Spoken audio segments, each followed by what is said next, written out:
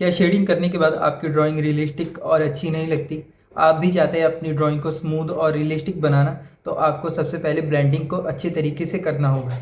इस वीडियो में आपको बताने वाला हूँ कि ब्लेंडिंग किस तरह से की जाती है और ब्लेंडिंग के ऊपर पूरा कॉन्सेप्ट मैं आपका क्लियर करने वाला हूँ। आप हमारी इस वीडियो के साथ एंड तक बने रहिएगा और चलिए शुरू करते हैं। अभी आपके सामने एक रेक्टेंगल बॉक्स बना हुआ है, इस पर ही मैं आपको ब्लेंडिंग करके बताऊंगा। सबसे पहला क्वेश्चन हमारे सामने आता है कि ब्लेंडिंग क्या होती है। तो सबसे पहले समझते हैं कि ब्लेंडिंग होती क्या है। जब हम पेंसिल से शेडिंग करते हैं तो अलग अलग एरियाज में ग्रेफाइट की डेंसिटी डिफरेंट होती है। ब्लेंडिंग का मतलब है कि टोन्स को स्मूथली ट्रांजिशन करवाना ताकि डार्क और लाइट एरियाज के बीच में हार्श लाइंस ना दिखे।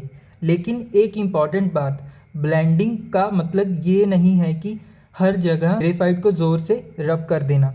अच्छी ब्लेंडिंग में कंट्रोल सबसे इम्पॉर्टेंट होता है। यहाँ पर मैं आपको बता देता हूँ कि ब्लेंडिंग के लिए हम क्या क्या यूज़ कर सकते हैं। तो ब्लेंडिंग के लिए आप डिफरेंट टूल्स यूज़ कर सकते हैं, जैसे कि blending stumps, tissue paper, cotton buds और कुछ सिचुएशन में सॉफ्ट ब्रशेस भी आप यूज़ कर सकते हैं। हर टूल का रिज़ल्ट थोड़ा डिफरेंट होता है, पर ज़्यादा डिफरेंट नहीं होता, सब एक जैसे ही दिखाई देते हैं। तो इसीलिए आज हम एग्जांपल्स के साथ समझेंगे कि कौन सा टूल किस सिचुएशन में यूज़फुल होता है। वैसे मैं यहाँ पर बता दूँ कि यहाँ पर मैं दो ही टूल का यूज़ करूँगा, ब्रश और हमारा टिश्यू पेपर। इन दोनों की मदद से मैं यहाँ पर आपको ब्लेंडिंग करके दिखाऊंगा। अभी मेरे पास यही मौजूद है, आपको बस बेसिक समझना है कि ब्लेंडिंग कैसे की जाती है अच्छे से। अब यहाँ पर मैं स्मूथ ब्लेंडिंग करने के लिए टिश्यू पेपर का यूज़ करूँगा।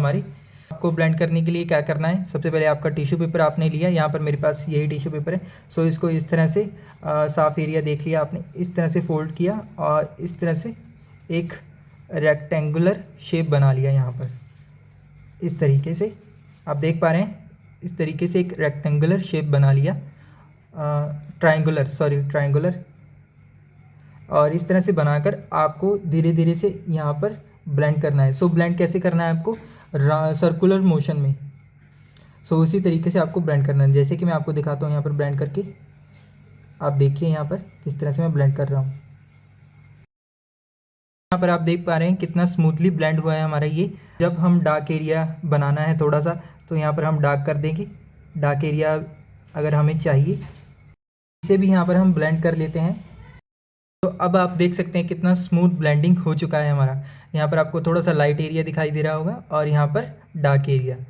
अब हम यहाँ पर देखते हैं कि हम ब्रश की मदद से स्मूथ ब्लेंडिंग कैसे कर सकते हैं। अभी आपको हार्श लाइंस दिखाई दे रही होंगी। इनको ब्लेंड करने के लिए यहाँ पर हम सॉफ्ट ब्रश का यूज़ करेंगे। इसकी हेल्प से हम हमारी इस बॉक्स को ब्लेंड करेंगे। हमें ब्लेंड कैसे करना है, यहाँ पर राउंड मोशन में, बिल्कुल इस तरीके से।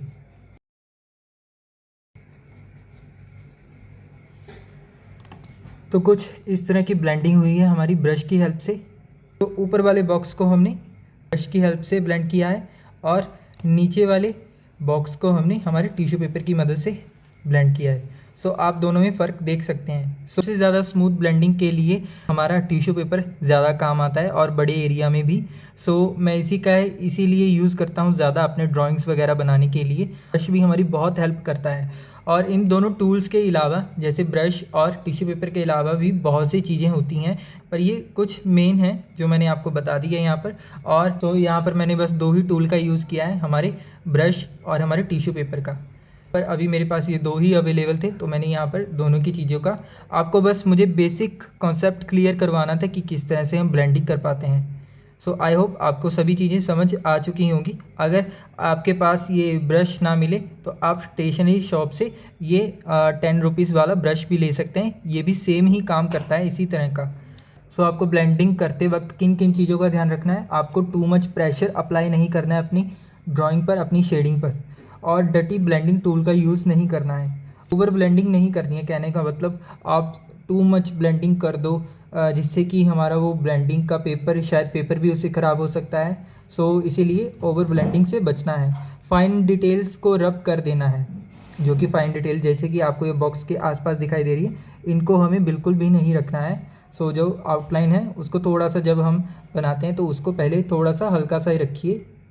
और यहाँ पर हर एरिया को सेम वे में ब्लेंड करना है, जैसे कि मैंने बताया कि सर्कुलर मोशन में हर एरिया को ब्लेंड करना है। सो इसी तरीके से हम एक स्मूथ ब्लेंडिंग दिखा पाएंगे। सो आई होप आपको सभी बातें क्लियर हो चुकी होंगी यहाँ पर। और आप अगर चाहते हैं कि मैं नेक्स्ट पार्ट में एक फेस पर शेडिंग करके बताऊं और ब्लेंडिंग करके बताऊं तो आप मुझे कमेंट कर दीजिएगा, मैं ज़रूर एक उस पर डेडिकेटेड वीडियो ले आऊँगा। सो अगर आपको अभी तक की वीडियो अच्छी लगी हो तो लाइक ज़रूर कर दीजिएगा, और अगर आप मेरे चैनल पर नए आए तो सब्सक्राइब करना मत भूलिएगा हमारे चैनल को। मैं मिलता हूँ आपसे नेक्स्ट वीडियो में। बाय।